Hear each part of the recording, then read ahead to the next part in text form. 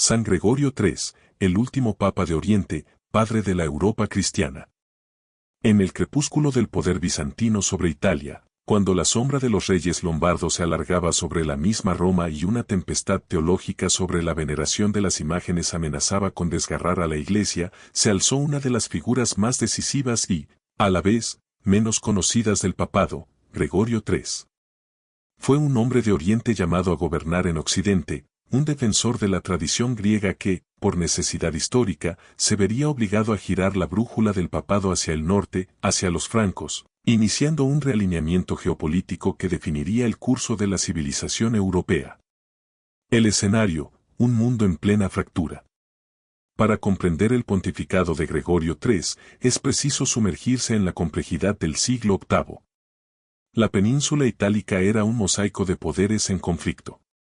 El Imperio Romano de Oriente, con su capital en Constantinopla, aún reclamaba soberanía sobre Italia, gobernando a través de un representante, el exarca de Rávena, pero su poder real se desvanecía, debilitado por las guerras contra el Islam en el este y la creciente alienación de sus súbditos de habla latina.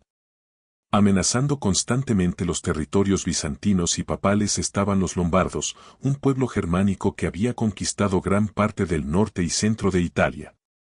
Bajo reyes ambiciosos y capaces como Liutprando, su objetivo era unificar la península bajo su cetro, lo que inevitablemente significaba la conquista de Roma y la subyugación del papado. A esta tensión política se sumó una profunda crisis espiritual, la iconoclasia. En 726, el emperador bizantino León III el Isáurico, convencido de que la veneración de iconos era una forma de idolatría que atraía la ira divina, emitió un edicto prohibiendo su uso y ordenando su destrucción. Esta política chocó frontalmente con la piedad popular y la teología tanto de Oriente como de Occidente, donde las imágenes sagradas eran vistas no como ídolos, sino como ventanas a lo divino. El predecesor de Gregorio, Gregorio II, había resistido firmemente al emperador, sentando las bases para el conflicto que definiría el pontificado de su sucesor. Raíces y juventud, un sirio en Roma. En este mundo convulso, la figura de Gregorio emerge de la comunidad cristiana de Siria, una tierra que había dado a la Iglesia grandes teólogos y santos. Hijo de un hombre llamado Juan, Gregorio era un sacerdote que había emigrado a Roma. Su bilingüismo, con un dominio fluido tanto del griego como del latín, junto con su profunda erudición en las sagradas escrituras y su reconocida piedad, lo distinguieron rápidamente en el clero romano. Era un hombre que encarnaba la universalidad de la Iglesia primitiva, un oriental que había hecho de la sede de Pedro su hogar, uniendo en su persona la herencia teológica del Este con la primacía pastoral de Roma. Su reputación de santidad y sabiduría era tal que, aunque no pertenecía a la más alta aristocracia romana, era una figura respetada y querida por todos. El punto de inflexión, elección por aclamación. La elección de Gregorio III al papado fue tan dramática como espontánea. El 11 de febrero de 731, mientras se celebraba la procesión fúnebre de su predecesor, el Papa Gregorio II, la multitud romana, en un arrebato de inspiración colectiva, se apoderó de él.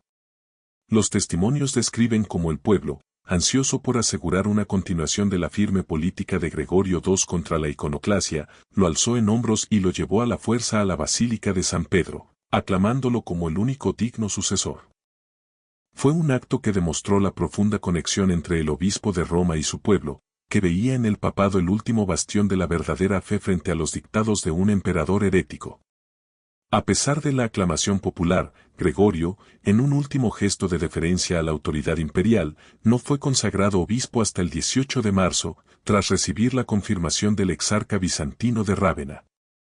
Sería el último papa en la historia en solicitar tal ratificación, un símbolo del inminente divorcio entre Roma y Constantinopla que su propio pontificado aceleraría.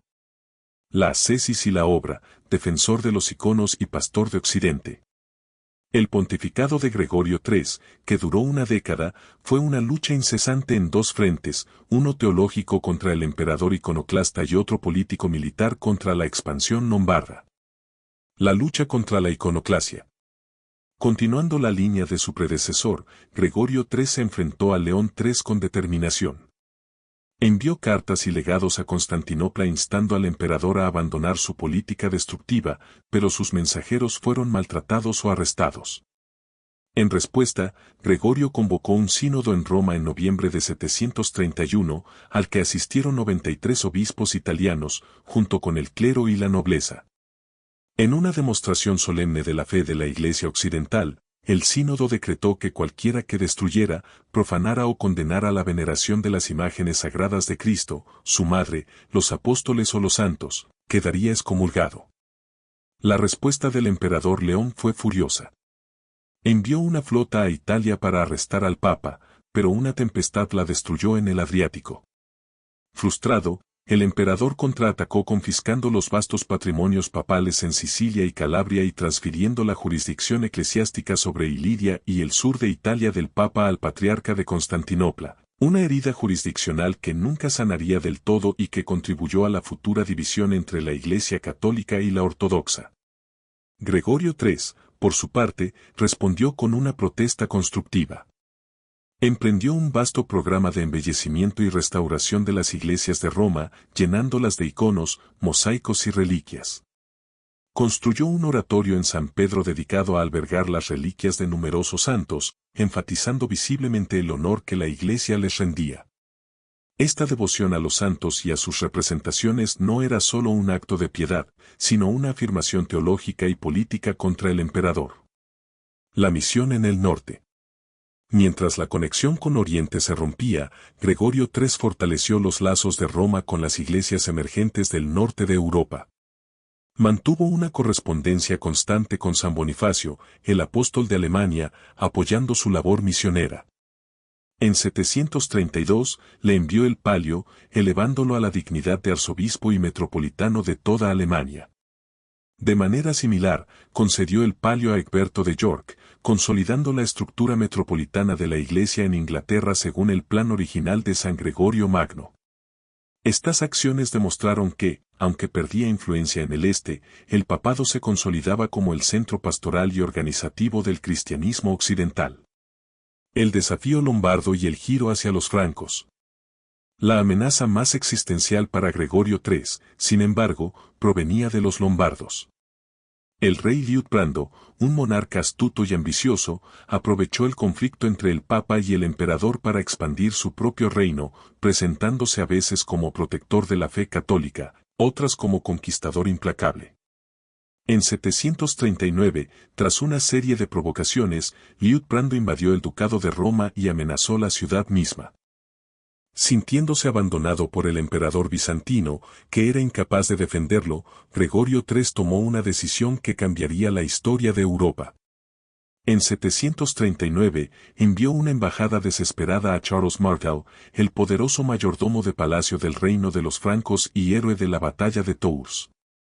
Las cartas del Papa, conservadas en los archivos carolingios, son un testimonio conmovedor de su angustia. Se dirigió a Carlos no como un simple noble, sino como subregulus, vicerrey, ofreciéndole el título de cónsul romano y suplicándole que defendiera la iglesia de San Pedro de la opresión lombarda. Aunque Carlos Martel, que era aliado de Liutprando, no intervino militarmente en ese momento, la petición de Gregorio III fue un acto fundacional. Por primera vez, un papa se volvía hacia una potencia bárbara occidental en busca de protección, pasando por alto al emperador bizantino. Era el reconocimiento implícito de que el futuro de Roma ya no estaba en Constantinopla, sino en el emergente poder de los carolingios. La alianza formal tendría que esperar a sus sucesores, pero la semilla había sido plantada. La pasión final, aislado pero firme. Los últimos años del pontificado de Gregorio fueron sombríos. La amenaza lombarda persistía, y la ayuda franca no se había materializado. Roma estaba aislada, atrapada entre un emperador herético en el este, un rey hostil en Italia y un protector lejano y renuente en el norte. Gregorio se dedicó a fortalecer las defensas de la ciudad, restaurando las murallas aurelianas, un acto que simbolizaba la nueva realidad del Papa como gobernante temporal y defensor de su pueblo.